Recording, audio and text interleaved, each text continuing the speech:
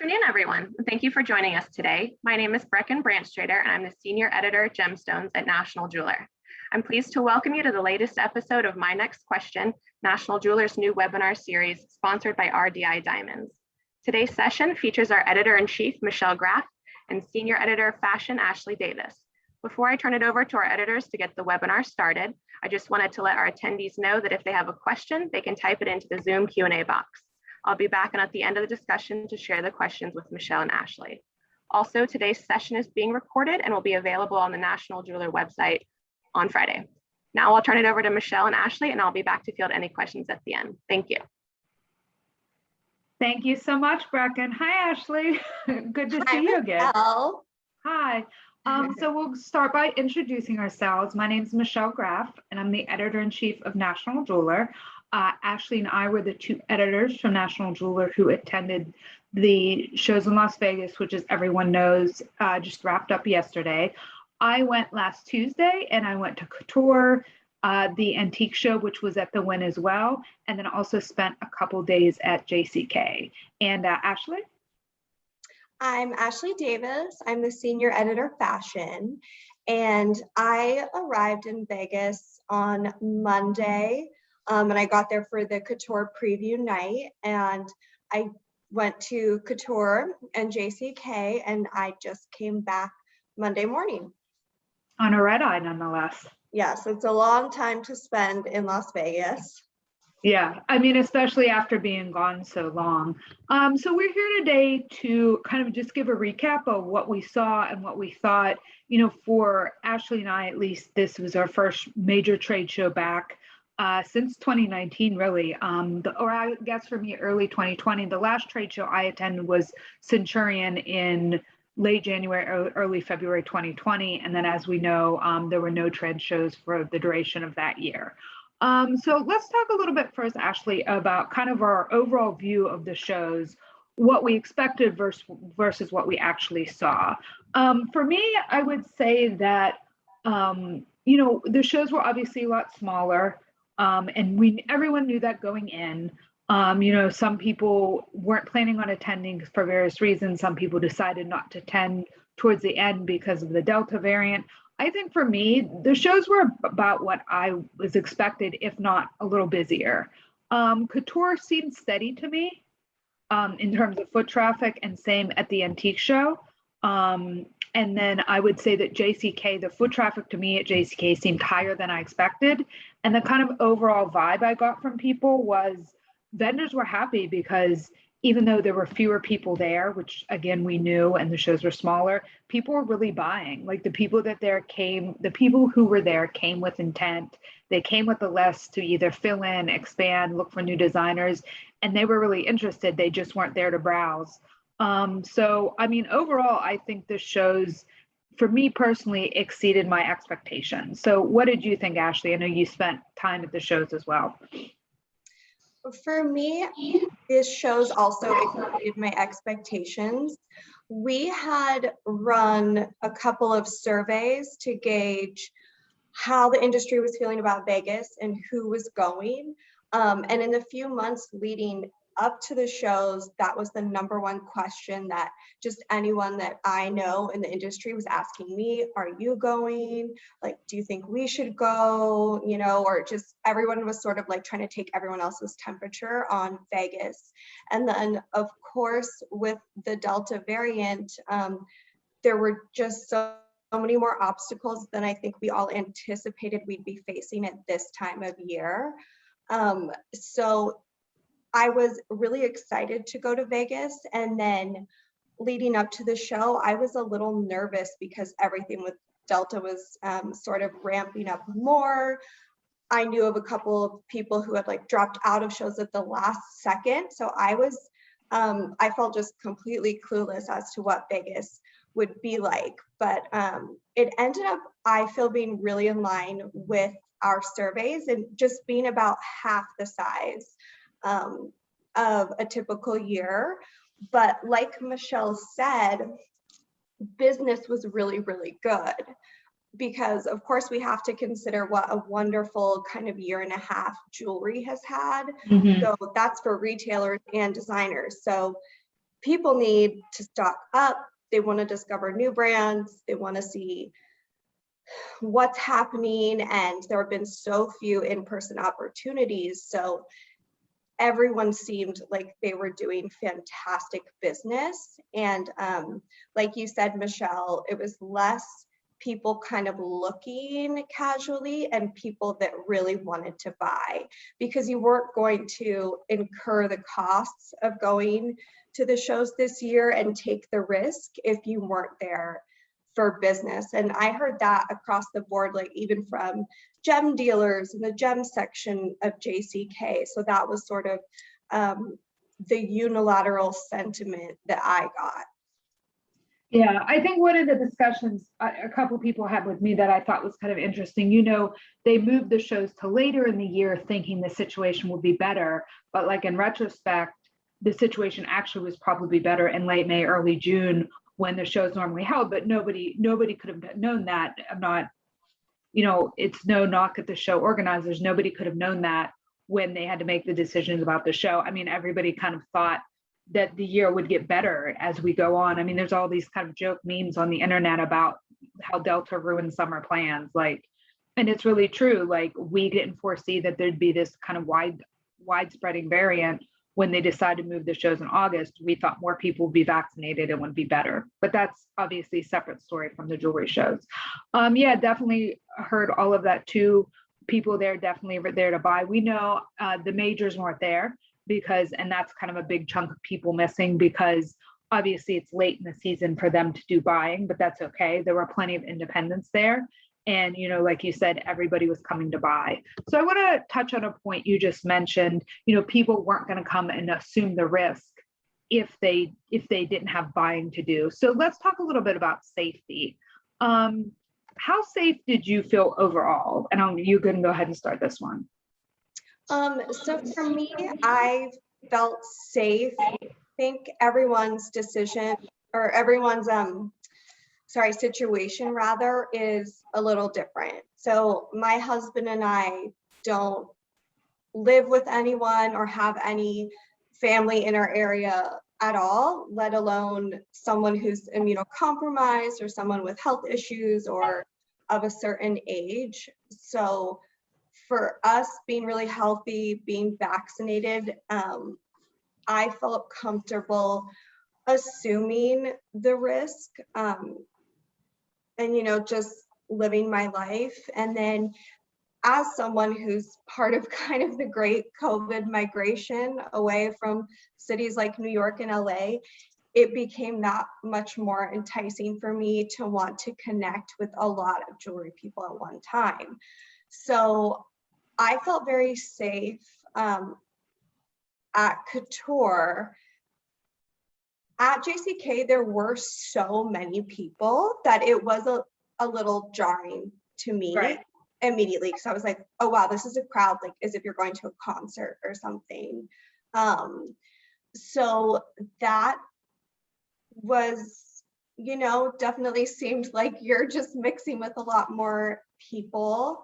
But I overall, have done what I feel comfortable doing, and I was happy to be seeing people in person. Okay. Yeah. I mean, for me, I felt pretty safe as well. I thought, and we'll get to a question about this later, because I think somebody submitted a question about this, but I felt like people were better about wearing masks than I expected. I expected there to be more kind of debate about it. Partially based on our survey, because when we did, as you mentioned, Ashley, those surveys, a lot of people said that they didn't want to come to what masks was like a deterrent from coming to the shows. They didn't want to wear a mask the whole time. And I thought maybe there was going to be more kind of arguments about masks, but they weren't. Almost everybody I saw was wearing a mask, and that made me feel good. It makes me feel good to wear one. And like you, I don't live with any elderly family members. I've come back, I've been pretty isolated here. I've been busy. Now we're going to get this rain. So I'm not going to be around a lot of people in the next few days exposing them. One note I would make about the masks, that actually this piece made me a little uncomfortable. It was interesting that they asked for masks at the show, but then there were kind of social events where the social events masks felt kind of more optional. And I just felt a little bit like, well, I'm in a closed room with people here. Like it doesn't not count just because it's 6 p.m.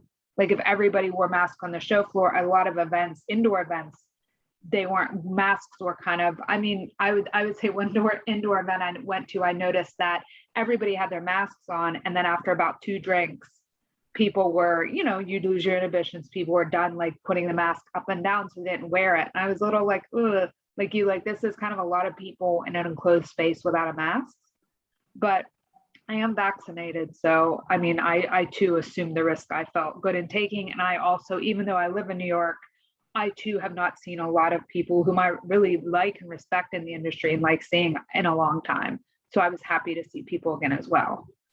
I do think that when it comes to the social events, it's as soon as you're eating or drinking, it just becomes awkward with the mask, like eat. Right. I mean, I really think that people just shouldn't go to them if they don't feel comfortable, because that's always going to be like a really odd thing. But one thing that made me feel safer is I got a test, even though none of the shows required any like proof of a negative COVID test, but I got a test right before I went, because even though the Delta variant is on the rise, like in almost every place in the United States, coming from Florida, I was just imagining being the super spreader.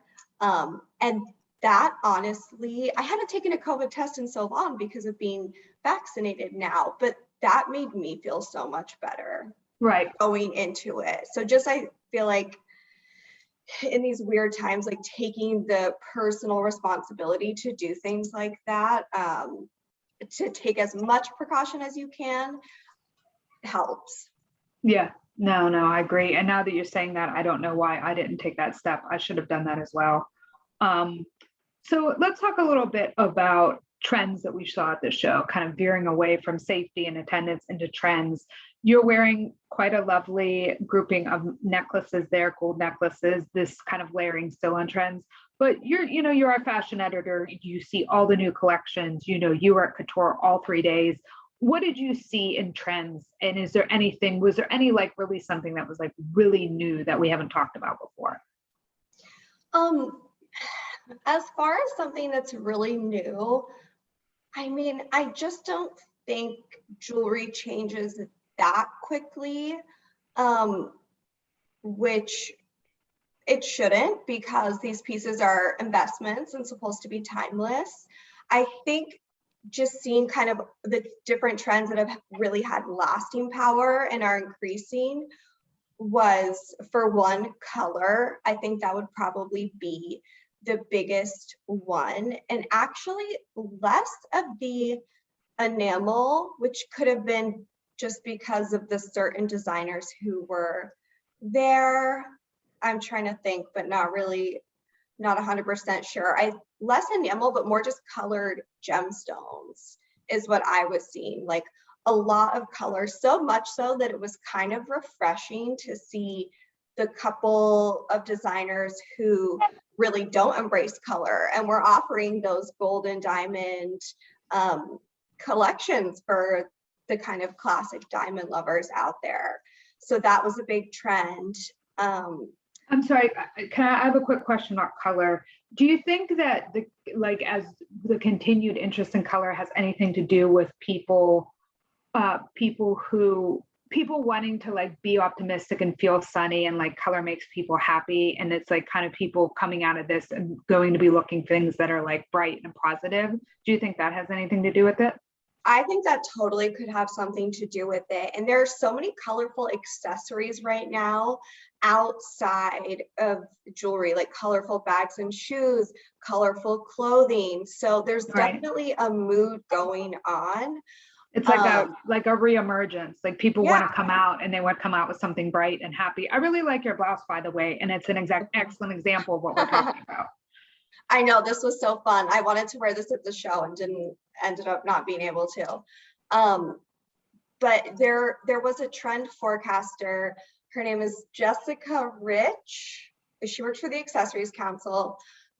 who spoke on a panel with Jen Cullen-Williams at JCK. And I thought she was so fantastic. And she said something about trend forecasting that was basically about predicting what's next, like even ahead of the runways. And she said, you have to look at what are we doing more of and what are we doing less of.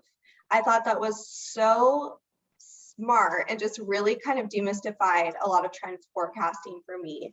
And so I think that color, like you're saying, could really continue to be a big trend with people, you know, kind of wanting to embrace this era in our lives, you know, without just the doom and gloom, which we've had just absolutely plenty of. Yeah, and in so many facets of our lives, no pun intended. So I'm sorry you interrupted. You were talking about trends. You mentioned color. No, just a lot of, I would say, layering. I still feel like necklaces right now are the key, like designers, and even the way that designers would showcase their pieces, they would show a lot of necklaces together, and be wearing a lot of necklaces, kind of a more is more maximalism kind of feel. Lots of charms, and definitely, I mean, tons and tons of yellow gold. It's just like, even more so, it's like every year is like, you just think it's like, well, yeah, tons of yellow gold, but it's like, it's hard to even find something that's not yellow gold. No, which is so interesting to me, because when I started this industry, and I'm really going to date myself here, but 2007, there was very, very little yellow gold. Like even I'm not just talking in bridal, but even what we would call fashion jewelry. It was like silver was taking over partly for economic reasons, but yeah, there was just not that much yellow gold. It just wasn't in that style. And then it's come back in style in a huge way.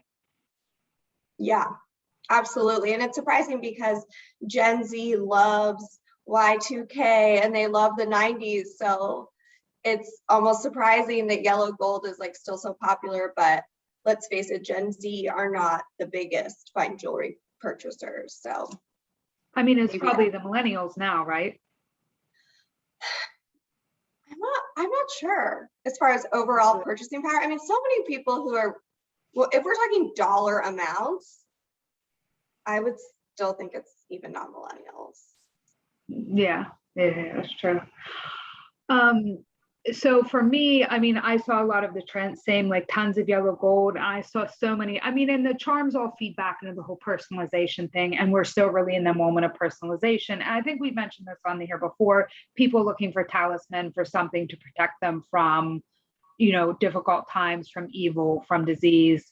And like this idea of personalization, like getting a little ring or something and being able to tell your own charm story, like hanging 3 or 4 different charms. Gamuchian very interestingly got into the charm game, and they had some really cute little different charms. They had like a painter's palette and a ball of yarn. Like they were really cute. It was just like whatever you want to express, you know, charm bracelets or charm necklaces that kind of build your own charm. And we know we've discussed this before, but tons of paper clip chains everywhere. And then tons of just big links, not paper clip chains, but big gold links, either on necklaces or earrings. And I noticed do you have a herringbone chain on there? Yes. Was that a trend you noticed? Because somebody had talked to me about those coming back in style. I think they were last in style in the 80s, maybe. And I was thinking, my mom has some of those in her jewelry box. Perhaps she'd be willing to donate them now. Did you notice a lot of those? So I didn't among the designers. The one exception, Zoe Chico, and she puts a cute little slider. These weren't new for her, but I mean, her collection is enormous, so they were new to me. I think she's had them for a couple of years, but she puts a cool little like slider charm on it to kind of differentiate and make it her own. But I think herringbones definitely became a big sort of like street style trend. Like mine are pretty much all vintage. And people have been just buying them like from their local like little jewelry district, diamond district place on the street. But yeah, I think like all chains are definitely really, really big. Yeah, chains and layering chains. Yeah, definitely huge. I'm definitely going to peek on my mom's jewelry box when I go home next month and see if she's using those herringbone chains. Um, well, let's talk a little bit too. I know I touched on this briefly, but about events. Did you attend any events that you thought were particularly interesting? I mean, I was again like, I think there were more events than I expected. I expected the evenings to be very quiet, but I'll say this, I enjoyed the smaller show. I found it less stressful. But do you mean for all the shows or for Couture? For all the shows. I enjoyed for all the shows. I enjoyed smaller JCK and I enjoyed the smaller Couture. And I also feel like I felt less stressed and less rushed and more willing to like go and do something in the evening because I felt less exhausted, somewhat less exhausted. This is relatively speaking at the end of the day. So did you go to any events at night that you thought were like, oh, wow, that was really cool or interesting? So for me, I went to the Couture Design Awards, and that which was really, outside this year. Yeah, and that was really cool because it's basically in this rotunda with, they had all of these just strings of lights. It was super gorgeous. And I mean, who doesn't love the dry heat at night when the sun is not out? It was so nice to be out there. I mean, refreshing for you as somebody who now lives in Florida in the humidity, and deals with humidity. So it was really nice. I went to the preview night as well.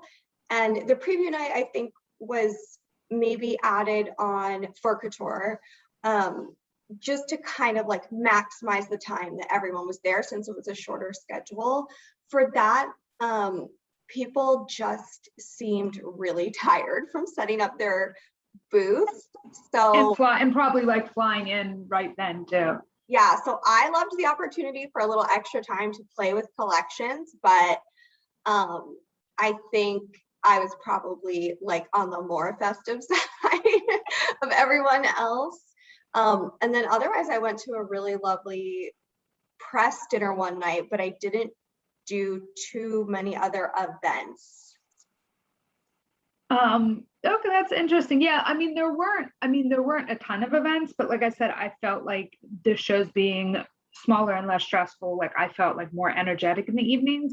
I went to a fun WJ meetup that they had in kind of the lobby. I think it was as a Palazzo Theater, and I just thought it was just fun. It was like I saw a lot of people and I met some interesting people, and it wasn't too crazy, and I just enjoyed it. I also went to the Couture Design Awards, but I stood under the pavilion, which I would not recommend. It is much hotter than being out on the grass. So future note. And I don't know how many people listening today went to the shows this year, but it's interesting to see Couture's in a totally new area because they did an addition to the Wynn, and they were actually supposed to move into this edition in 2019, or 2020, but that obviously didn't happen. So I think it was like an interesting new space for Couture, and I love that access to that outside space with the gazebo. Again, don't go under it when it's really hot, but I thought that was a really nice spot for the Couture Design Awards. And I feel like in JCK and Couture, you kind of fall into this pattern of never leaving the hotel. So it was nice to like go out and get the fresh air first for one evening at least. Anyway, for me, I really loved Couture's new space because, and I'm not sure how it will be next year because I'm assuming more people there next year. I'm not really sure where everyone will fit exactly.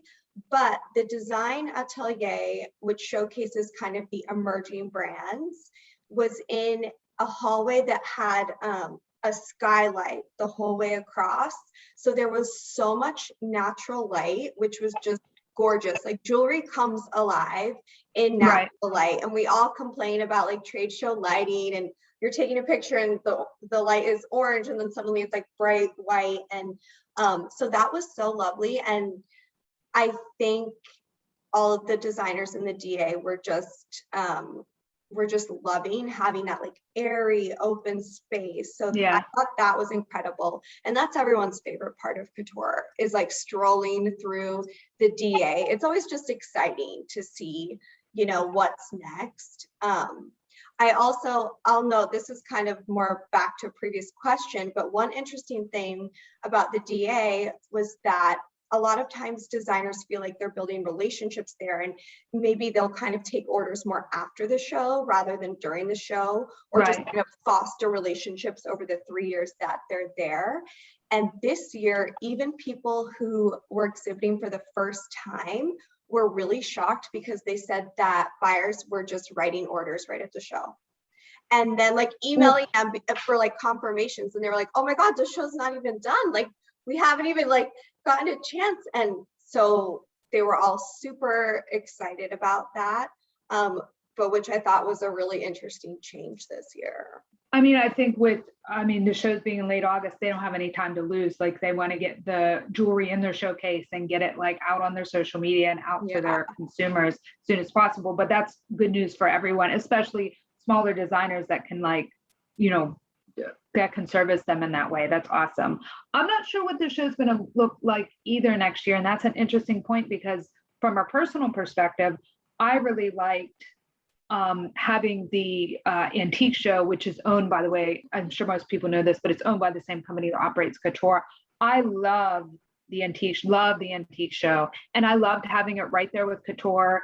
And I'm such a fan of JCK being back at the Sands and not having to do that up and down the strip to Mandalay Bay. I don't know that there's anyone who misses that, but that was so difficult and stressful.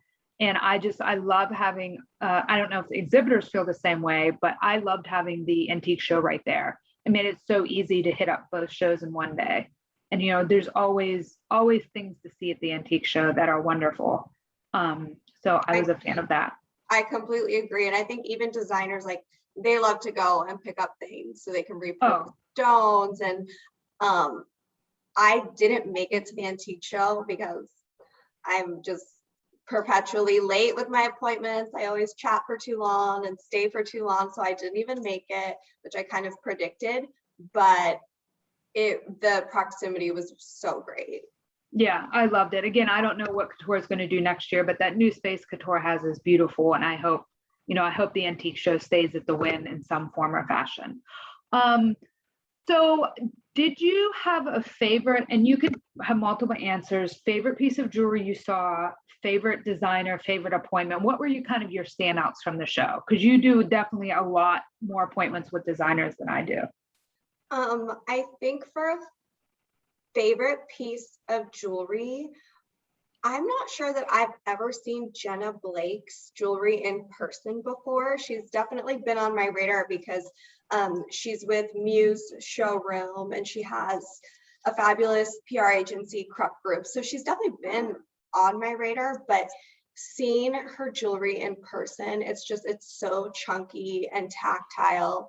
If I could have taken anything home, it would have been one of her big links that she'll put, like, she had one on a leather cord that I would have even liked. But so I loved Jenna Blake. And then the DA was really, I mean, I think I always love it. I definitely always love it, but there is a brand that everybody was buzzing about at Couture called Ondine. It's spelled like Ondyn.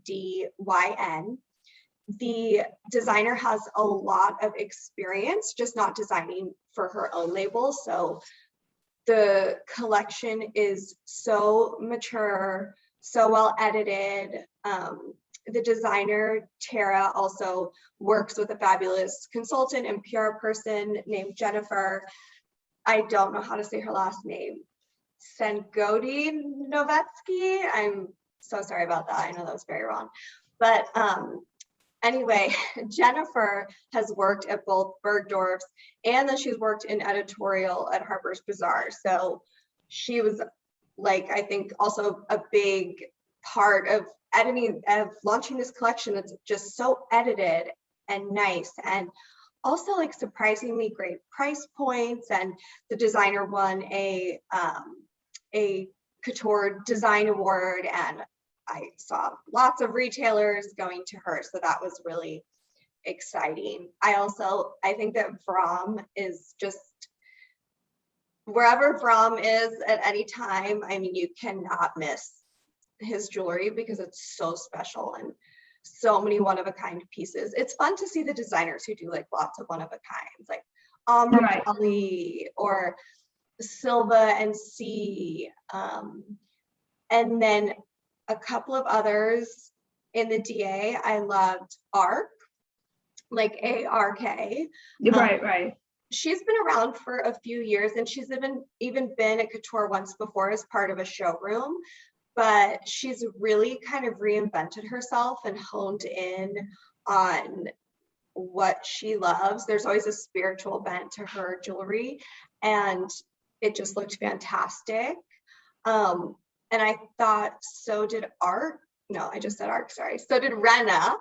So Rena was another jewelry designer who I had never seen in person before. And she's very inspired by the ocean, lots of seashells. And the quality was just so beautiful. So those were some of the highlights for me, for sure. Well, that's a really good highlight. I'm not going to be able to match you at all, but there are a couple people I would like to mention. I went to see Jorge Adler, and he was doing a lot of jewelry with like these ancient coins, and he takes a lot of just raw gemstones and kind of shapes metal around them. And I thought he was wonderful, and he and his daughter were so nice at their booth. I hope I'm saying the right person. I'll have to Google it in a minute, but he's with the EAB project. I believe I have the right person. And the other one I thought was amazing, Alina Abeg, with also is at Muse booth, and she's at Sugar High Collection, and she had these pictures of these big black earrings. And at first, when the person working there handed them, I was like, "Are these a record?" And she was like, "No, this is part of her Sugar High Collection. This is a licorice." It was like an earring made to look like black licorice with little bezel set diamonds in it, which sounds strange, but it was so gorgeous on. And I sent a picture last night to a friend of mine. He was like, "How was your jewelry show?" And she's my least jewelry interested friend of them all. And she said, "I would get my ears pierced for these." She doesn't even have her ears pierced. So I thought those were really fun. Yeah, I mean, I get around as many booths as you are as far as with designers, but those are a couple of things that stuck out for me. It's a couple of my favorites, and there are probably more, but I just can't think of them right now. All right. So Brecken, well, I'm going to throw it back to you. I know we had a couple questions that came in beforehand, and we're happy to field any questions that came in during. And I also, somebody mentioned in the chat that Neiman Marcus was at Couture. I know I said the majors weren't there this year, but I want to give a big congratulations to Larry Pelzel, who won the big Couture award this year. Larry's a great guy. And yeah, he was definitely at Couture. So congratulations to Larry. And Brecken, I'm going to throw it over to you. Yes, good point, Michelle. Thank you for bringing that up. And thank you guys so much for your insights. It's so interesting, and it's very strange to not have been in Vegas. So I'm really grateful for you guys, as I'm sure all the listeners are, to hear, you know, what you guys saw. I'm very happy to hear that it went well, of course, and that you guys heard that people were buying. And of course, a thanks to our sponsor, RDI Diamonds. As a reminder, you guys can still type questions into the Zoom Q&A box. I'll try to get it to you as many as possible before we're finished. While we compile the Q&A, I just wanted to say a quick word about RDI Diamonds. RDI Diamonds, the selection you want, the quality you need. Thousands of diamonds, that's just the beginning. RDI offers a wide range of services and support to help you succeed. From flexible memo options, a partnership with De Beers Group Industry Services, to generous stock options and cost-efficient shipping. RDI's goal is to provide the highest quality of both care and diamonds to your store. Visit rdidiamonds.com today to learn more. And so now to get started with our questions. We had somebody who asked, Ashley, you mentioned specifically, you were talking about the trend of color, a lot of color popping up, and a lot of people in the comments also agreed and said they were seeing a lot of that and expected it to continue, which I, of course, am thrilled to hear, and I think that's a few years in the making. But specifically, were there any new or promoted colored gemstones, somebody asked, that seemed to be favored by designers? Anything you noticed that was really sticking out? You know, there actually was. I noticed, I'm not saying this is going to be the biggest trend in the world and dominate all collections, but several designers using really gorgeous green sapphires. So I noticed that. And then when I was at the gem show and I was kind of like walking around, some people mentioned the same, that like different color sapphires and particularly green. And then I was also noticing like one person with the most gorgeous Montana sapphires, like in all, you know, that variety of shades. And also Pariba tourmaline seemed to be really big at the gem show specifically. Very nice. It's good to hear. Yeah, I suspect that I'm glad you brought up the green, you know, sapphires, because I suspect that'll just become even more popular. To your point, like Montana sapphires, as people want American source stones, you know, they're unique and special. And as Australian sapphires hit the market more, we'll just keep seeing that, which is exciting because those are fantastic, you know, really great colors. And Paraiba, who doesn't love that? I know, who could not love that? And someone mentioned in the chat turquoise. There was turquoise, and it's funny because I'm not a big turquoise person, but combined with different gems, different colors, and done in a very elevated way, a very non-Southwestern way, thank God. So like set into like really alternate designs and used in that way. That's really cool. Yeah, a way that looked like seasonless, that looked expensive and beautiful. That's very cool. Thank you. Yeah, I think when you put turquoise in a very, you know, Southwest design, you really limit its audience. It's like a very specific look that's not going to appeal to everyone. But you know, and Mildred from Reinhold just commented that they don't usually buy turquoise for her store, but this year they're taking a risk. Yeah, I think you can really, I personally really like turquoise, but I think, right, like the way you use it makes a huge difference. And I would say one thing that all these gems have in color, specifically like turquoise and Paraiba, bright. They're bright, happy colors.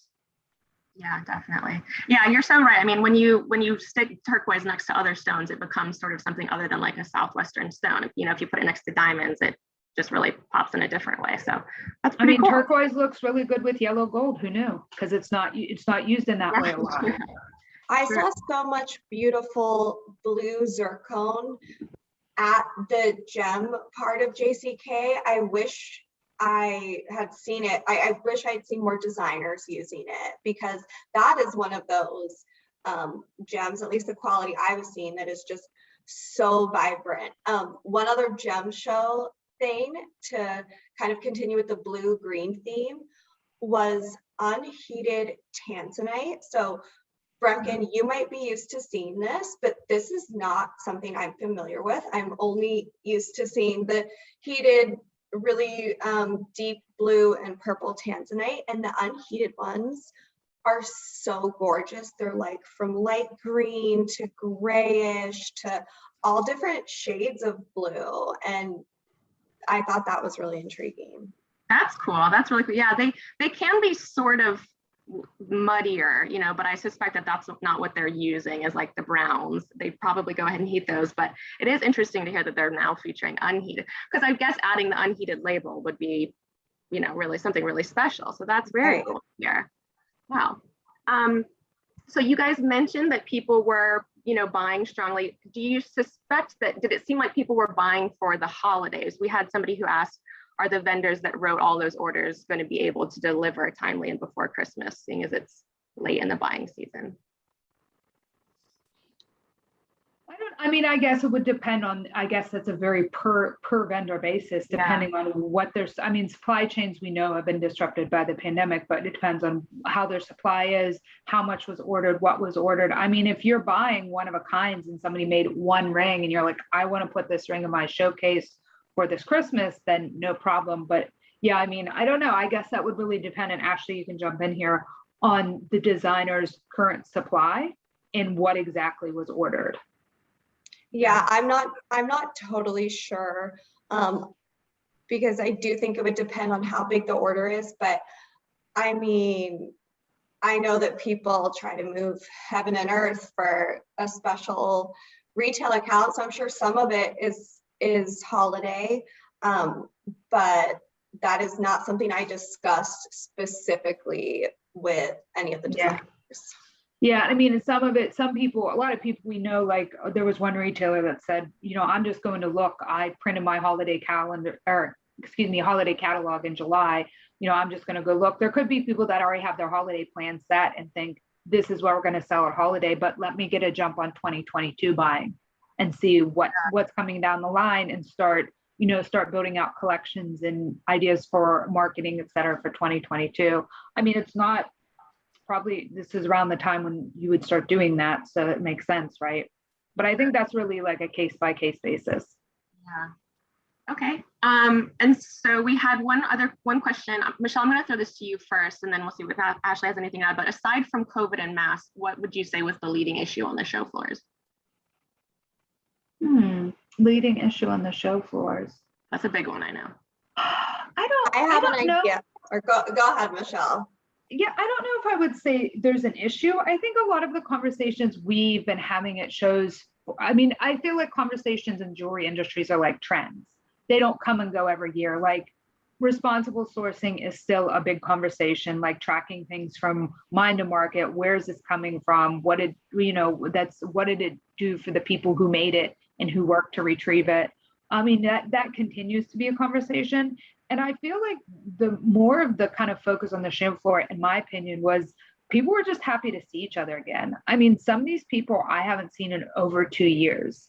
I mean, some people I get to see in New York, but not everybody. And people, I think, were just happy to be out and about again and to see, I mean, in this industry, you make friends, like you get to be friends with designers and people in different departments. And so I think for me, the overriding trend was like, most people honestly were like, just happy to be there. And I also think I'll go back to my earlier point, and I don't know who needs to hear this, but I like a smaller show. It's less stressful. You get to talk more with each person. Maybe we don't need huge shows all the time anymore. Maybe something more focused and smaller is like the wave of the future. And then people can do kind of like some of their business online and not have to feel so stressed and running between 500 appointments from this hotel to this hotel. Like I felt like I got to enjoy myself at the shows more this year because I didn't feel like I, so compelled to be on the go all the time. But that's just my opinion. I enjoy smaller stores. I like smaller parties. Like that's just my personality. So, Ashley?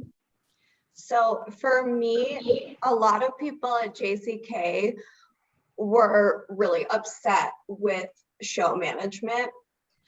Don't shoot the messenger, but people felt like they had been given very little direction. Someone told me like the exact day. They're like, do you know the day that we found out like what were mask requirements and that type of thing? They were like, it was, I want to say 12 days before the show. Like people felt like the communication wasn't great at JCK. They felt it was confusing.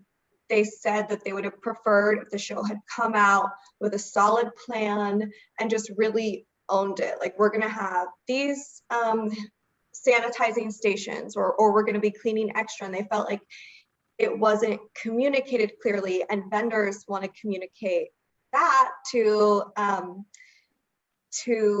the stores that are visiting them. And so they just felt like they didn't really have that opportunity.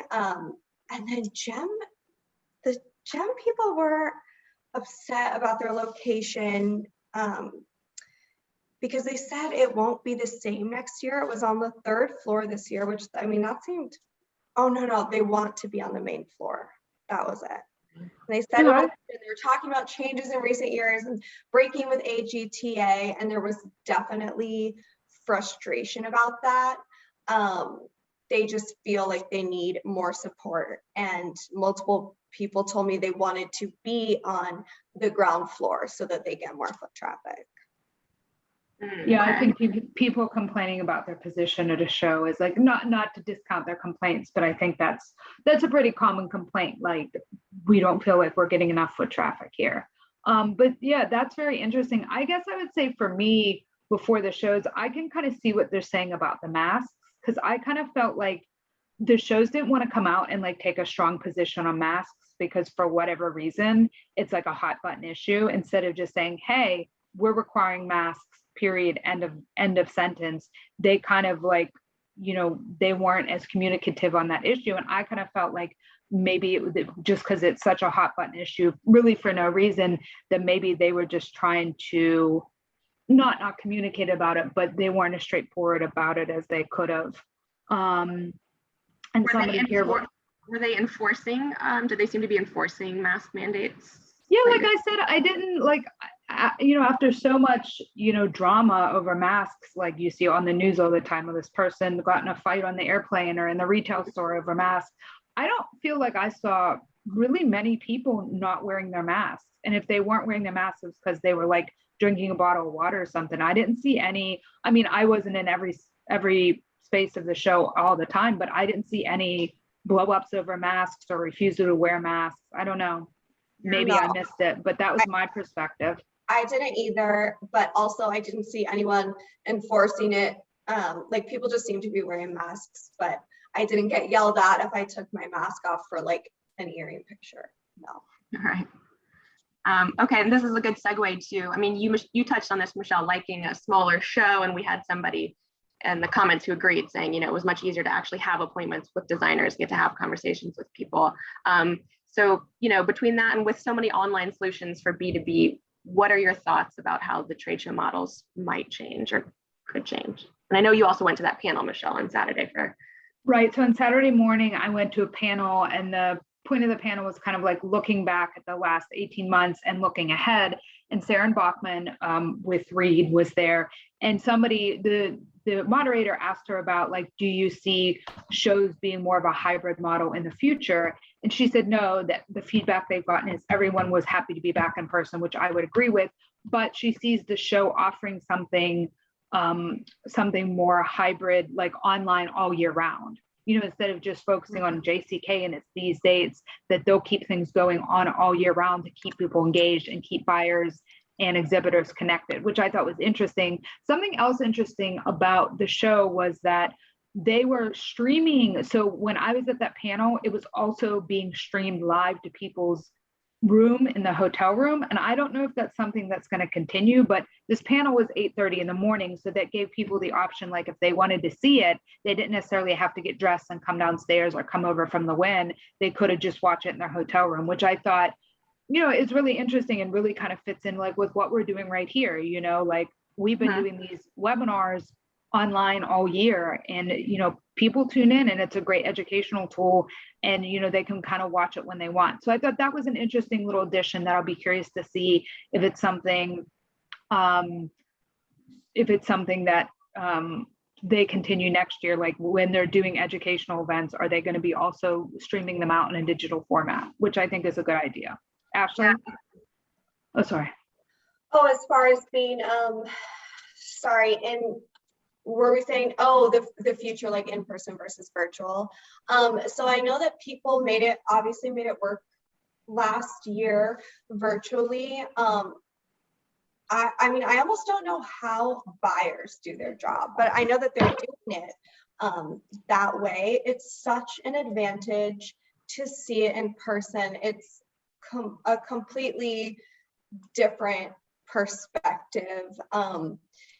And I almost feel like who it would hurt the most to really continue things virtually are up and coming brands, because if you've never had an experience with that brand, it might be harder to then purchase from them for your store. Maybe you just lean more into the people and the community that you have.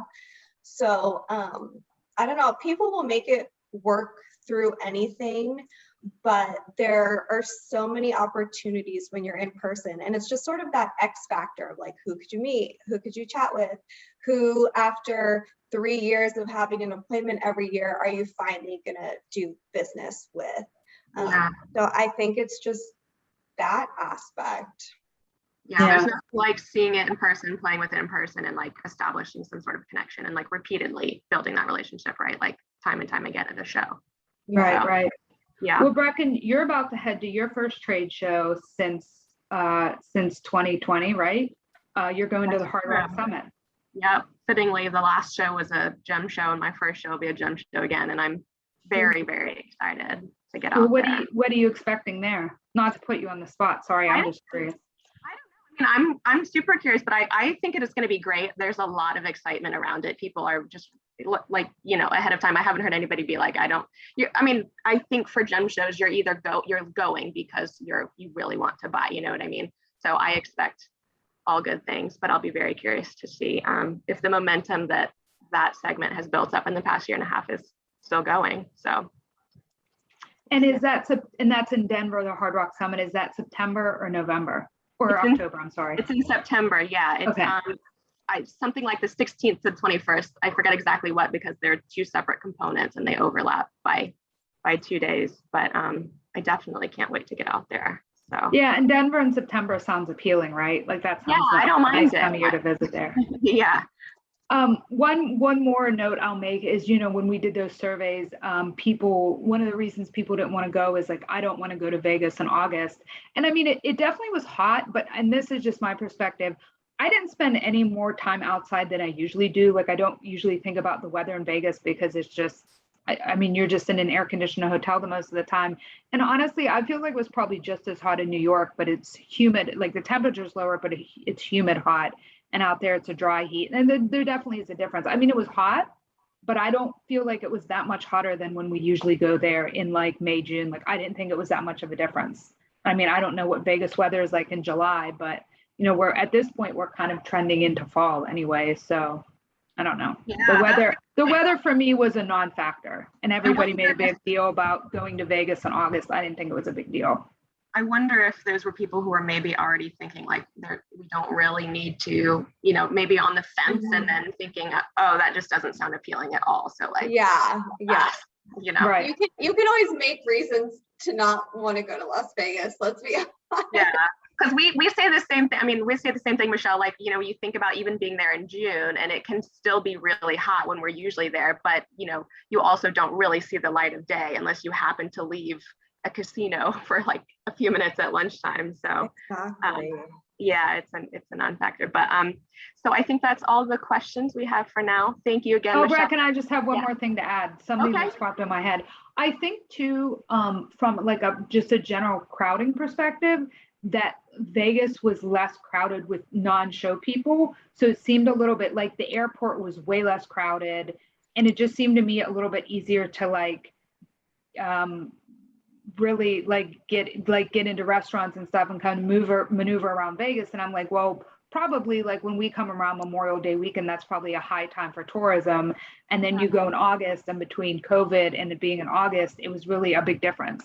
I mean, I've been going to Vegas for years, and that was something I noticed. Like, I'd never seen the Vegas airport so empty, which does not bother me at all. Yeah, that's a good point. Thank you for that. Thank you guys so much for your insights. Really, really nice to hear, and we look forward to hearing how, you know, the rest of the shows in 2021 and into next year keep going. National Jewelers editors will be taking a brief hiatus from our webinar series, but we'll return in October. So please stay tuned for more details on that. Thanks again, everybody, for joining us today, and please take care. Thanks, everyone. Thank you so much, everyone.